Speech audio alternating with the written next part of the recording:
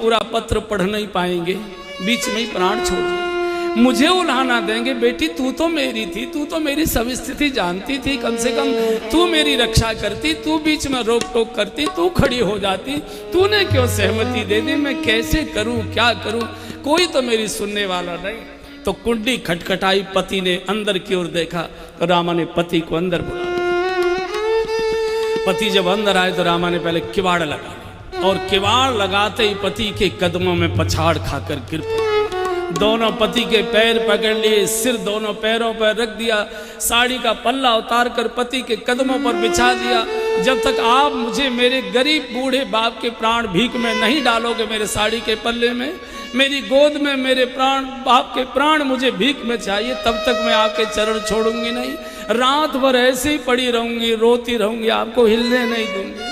अरे कम से कम इतना सोचो कि मेरा बूढ़ा बाप गरीब साधु का जीवन जी रहा है, 22 वर्ष हो गए, मैंने अभी तक अपने बाप का मुंह नहीं देखा। आप कल्पना करिए, विवाह के बाद रामा को वापस नहीं जाने दिया ससुराल वालों ने, नहीं नहीं हमारे घर की बहू हो चुकी है, अब हम भिखारी के यहाँ नहीं भेज सकते अपनी बहू को, हमारी गांव में बदनामी हो जाएगी।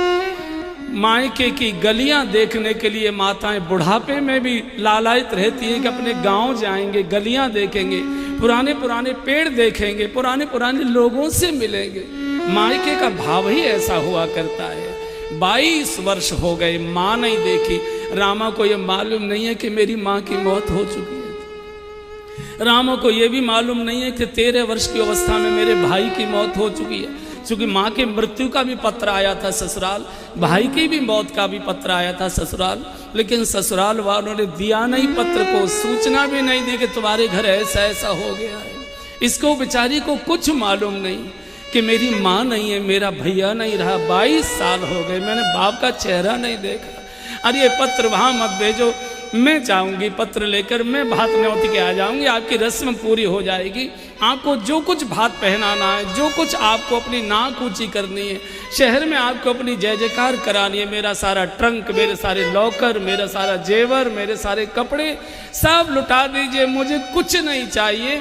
मैं तुम्हारे घर में बर्तन मलकर, नौकरानी बनकर, मेहरी बनकर जीवन काट दूंगी, लेकिन ये पत्र मत भेजो, मेरा बाप पढ़ नहीं पाएगा, प्राण छोड़ देगा। कम से कम मेरे मायके के दीपक को बचा रहने दो, जिसके आधार पर मैं कभी कभी मायके में जाने की इच्छा कर सकूं। बिना बाप के मायके में कौन बुलाता है हमको? माँ होती है तो बुला लेती है, बाप होता है तो बुलाता है, भैया भाभी का तो कोई भरोसा नहीं, बुलाए कि ना बुलाए, मेरा बाप कम से कम जिंदा है। बेटी बाप के लिए बहुत रोया करती है।